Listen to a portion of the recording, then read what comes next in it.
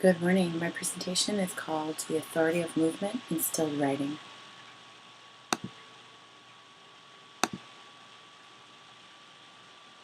All of these phrases are ways that people in Comp Ret have described silence and its role in writing. Some of the ways, it should be specified, not all of the ways. The main thing that strikes me about this combination of phrases is the interplay of positive and negative associations that silence has. For example, Cheryl Glenn, who was the keynote for this conference, describes silence as an absence with a function. And so she's really honing in on the space and the action elements of silence. By contrast, Minjong Liu hones in on the struggle optic. She's writing in an article which is titled, the phrase I quoted here, From Silence to Words, Writing a Struggle. She talks about learning and thinking in multiple languages and how that is very difficult, and how silence impacts the interplay of language and thought. In that way, Glenn and Liu together really point to part of the difficulty that in the way in which silence is discussed in academic and particularly pedagogical contexts. It's usually seen as negative or siloed. It makes me think of Ira Shore and his theory of the Siberian syndrome, right? That students put themselves in the back of the room on purpose so that they won't have to interact with the pedagogical environment. And one of the things that Ira did in his writings and his teachings about the Siberian syndrome was to actually disrupt that by going to the back of the class. So really what another thing these quotes show and Ira's work shows is that silence is, if you'll pardon the pun, it's not univocal. It's full of shades of gray. It's not just positive, it's not just negative, it's all of these things. The final quote from Cheryl Glenn and Krista Ratliff, Silence and Listening as Rhetorical Arts, is really what I'd like to focus on today. Silence can be useful, it can be productive, it can be helpful for thinking. It's vast, and in some ways it's often ignored. So for this presentation, I'd like to connect it with movement, and I'd like to think of movement as a tool for rethinking the way silence is used. Before I get to that, though, I'd like to give a bit of a theoretical background for how I got here. This quote, "How do writers go from silence to words?" is part of how Sandra Pearl looked back at her article, The Composing Processes of Unskilled College Writers. This spring in Composition Forum, she looked back at that article. And I think that quote encapsulates in this really deceptively simple way much of her composing philosophy, which I'll explain below. She's currently teaching a class called Writing with the Body at CUNY Graduate Center, a class I'm taking, and her class is much of the impetus for this presentation. In the class, we're looking at both her work in felt sense and her guidelines for composing, and the work of Eugene Gendlin, the celebrated psychotherapist. His work underpins a lot of hers. The general structure of our work in the class is that we go from written pieces to, we write pieces and then we translate them into a multimodal project. So it could be a prezi, it could be a video, it could be a comic book, or a timeline, whatever else we can come up with. And what I'm finding as I do this is that it makes creativity flow in different ways.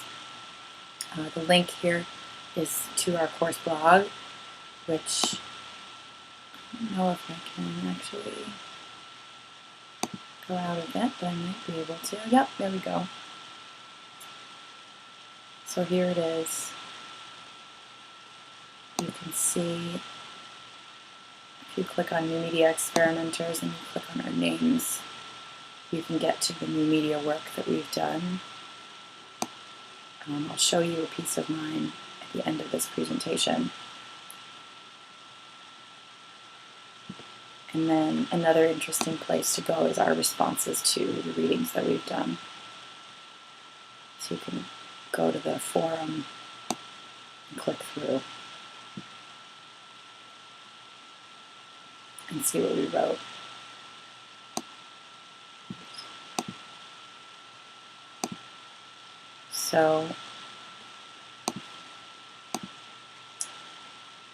So I'll give a brief explanation of the elements of felt sense that we've been discussing lately in our class. In Genlin's terms, felt sense is the first step in a much more complicated process called focusing.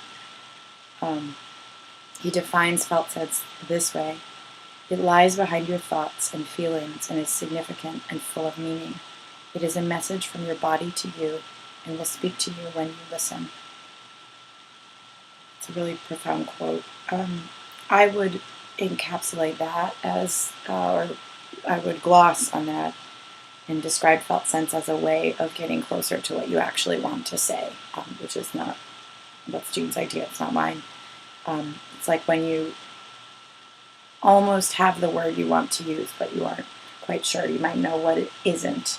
It's not turquoise, it's not aquamarine, it's a different shade of blue. I can't come up with a shade of blue. Or, you know, I'm not nervous, I'm not anxious, I'm something else, and I can't come up with the word. Jean describes the body as situational, which means that the body is in constant interaction with its surroundings. He uses lots of gerunds to describe the constant activity of this relationship.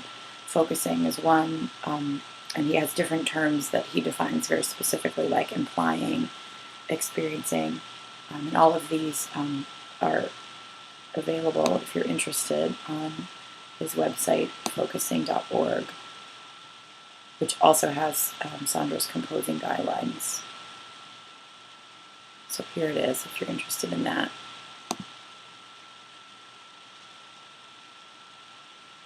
Apologies for the speed of my computer. So part of accessing felt sense is connecting with the body, and it enables us to push to the edge of our thinking. The edge of thought is a phrase of Jean's. There are also, if you're interested, videos of him explaining his thinking available on the website, which really helps. He's a very, very dense and complex thinker.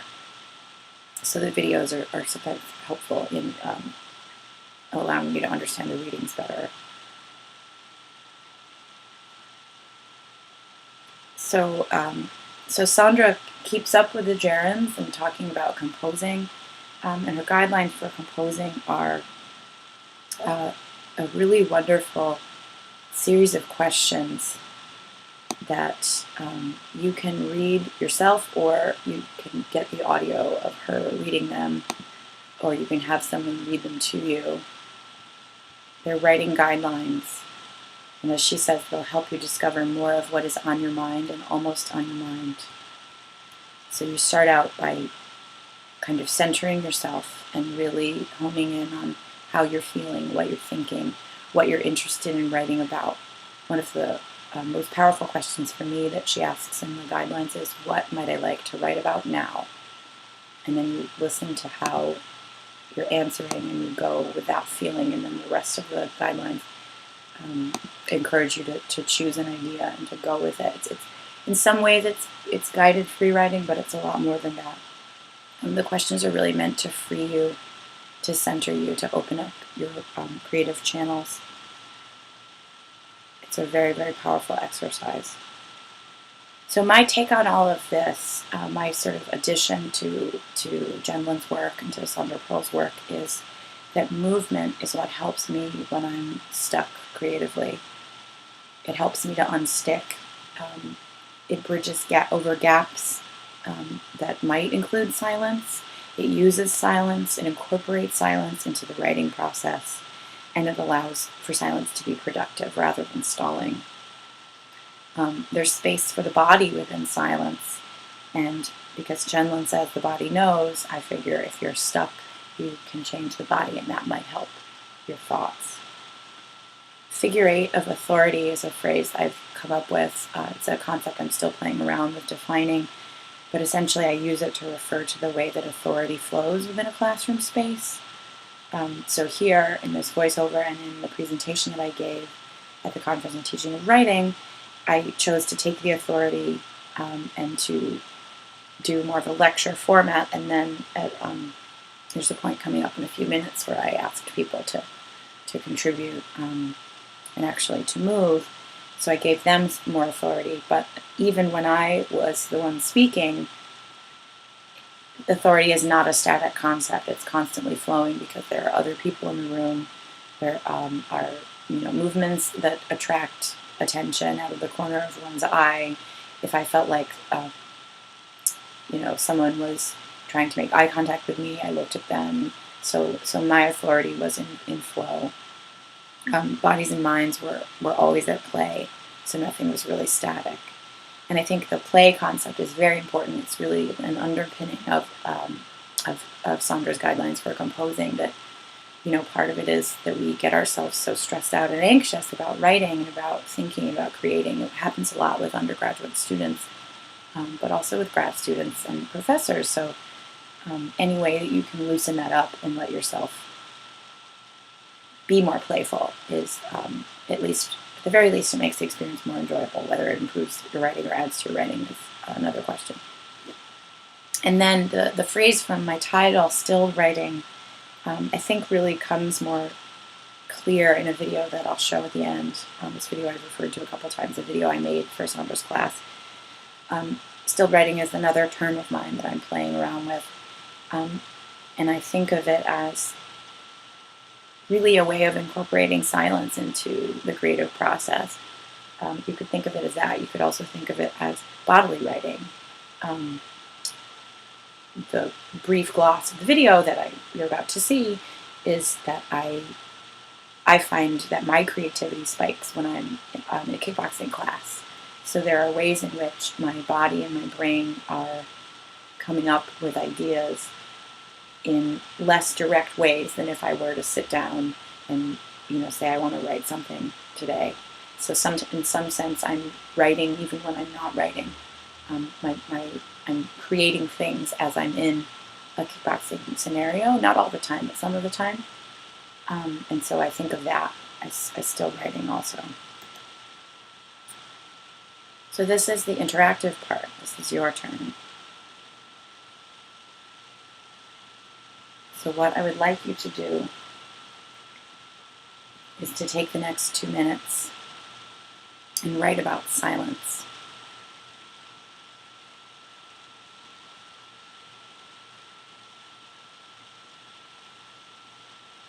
Let you know when the 2 minutes is up. Just write.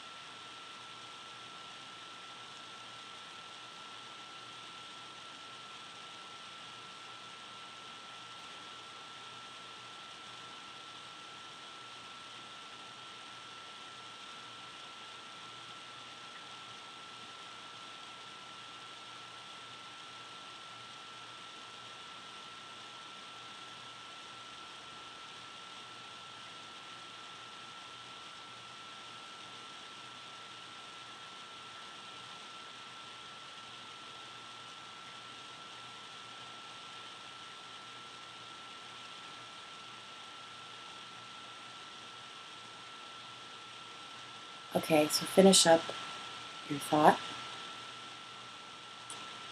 And now stand up. At the conference, I asked people to close their eyes, and I assured them that nobody was watching, not even me. If you're in a room by yourself, you don't have to close your eyes. If you're in a room with other people, you might want to. And I'd just like to ask you to move a little bit.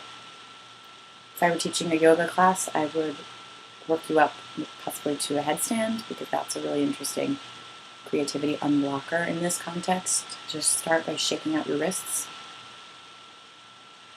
Let the motion travel up your arms. Shake out your arms. And in your standing stance, really feel your feet on the floor as you move. And then let that movement travel through your body however you'd like it to go. You can wiggle your tush. You can move your feet up and down. You can bend your knees. All the while being mindful of your own body and how the movement feels in your body. If you have any kind of limitation, don't do anything that hurts you. Do movements that feel good to you, that feel freeing to you.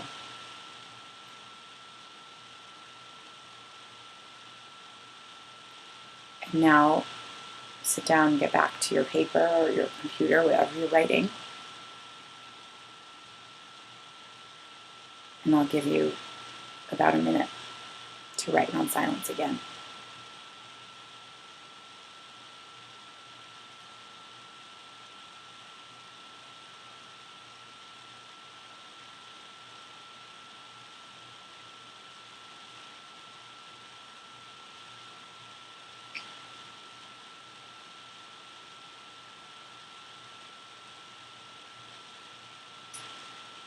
And at this point, if you were all here, I would ask you what your experience of those two kinds of writing was.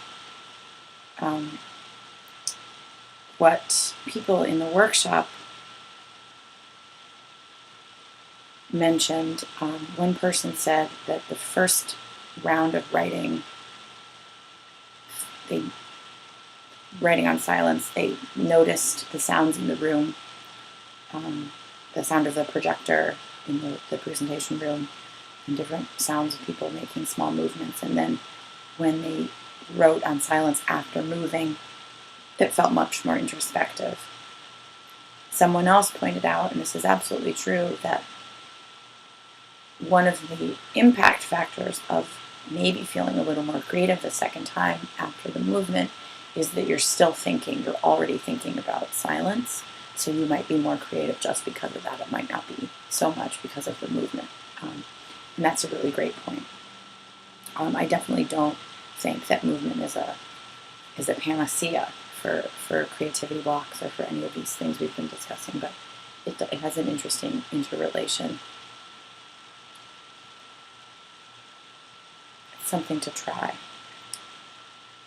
So now I'll show the video that I made. It started out as a written piece that came out of the experience of Sandra reading her guidelines for composing. So I wrote, and she asked us to develop a written piece out of those notes if we wanted to. So I did that. I wrote a piece about kickboxing as a meditative activity, and then I made it multimodal. I edited together a couple of videos of myself. I had my trainer video me kickboxing. And I wanted to include it in this presentation as an example of how silence and thought can play into and out of each other along with movement. Maybe a metered dash. Maybe a cold walk to the subway. Maybe an urgent piece of writing that had to quickly go out. Did you think you couldn't do it? Did you try to find ways around it? Did you find some reserve of energy or creativity or stick-to-itiveness that powered you through? Did you just accept the reality and go with it? The more I kickbox, the less it's about powering through, and the more it's about being in a moment, one after the other.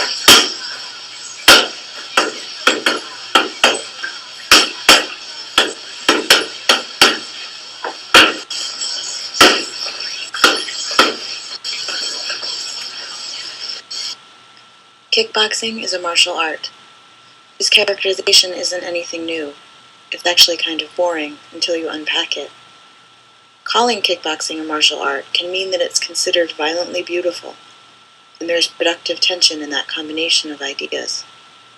It's so much and so obviously about motive force, but it's also about trust, which is both active and passive. There's more passivity in it than its intensity often allows to be seen. You have to trust in your own power, especially during an attack round, a few minutes where you fight your bag freestyle. You are meant to move freely, as your own energy dictates, as fast and as hard and as fluidly as you can. For me, that's where the meditation comes in. An attack round is where, for me, the mind can really clear. I uppercut on the right, uppercut on the left, spin for a back fist, let fly a low roundhouse kick, and then a high one. I'm always thinking on some level, because I'm usually attuned to performing the same movements on both sides of my body, but I don't usually think too far ahead. I feel in pieces.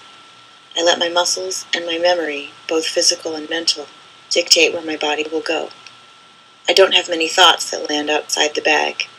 Sometimes I think a little bit about the music that's on, or I picture an image, but mostly I'm glorying in my own movement, my own power, my own inventiveness.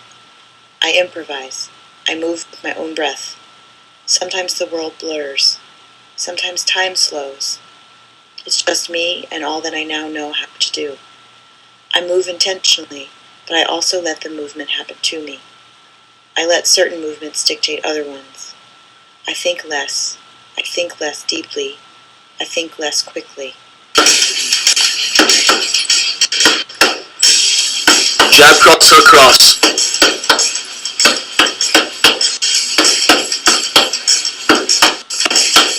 Similar trends in my thinking happen in yoga, but now that I'm a teacher, I tend to notice the patterns of the class rather than to lose my body and mind within it. In an attack round, there are no patterns. There's nothing to analyze that's been set before you. There's just what you decide, from what you know and from how you feel. So kickboxing is more than martial. It's mental. It comes directly out of me, from the space between my heart and my core, because that's where my arms and legs extend outward from. It's thinking that doesn't look like thinking. It's thinking with the body, letting the body go, letting the body's energy happen.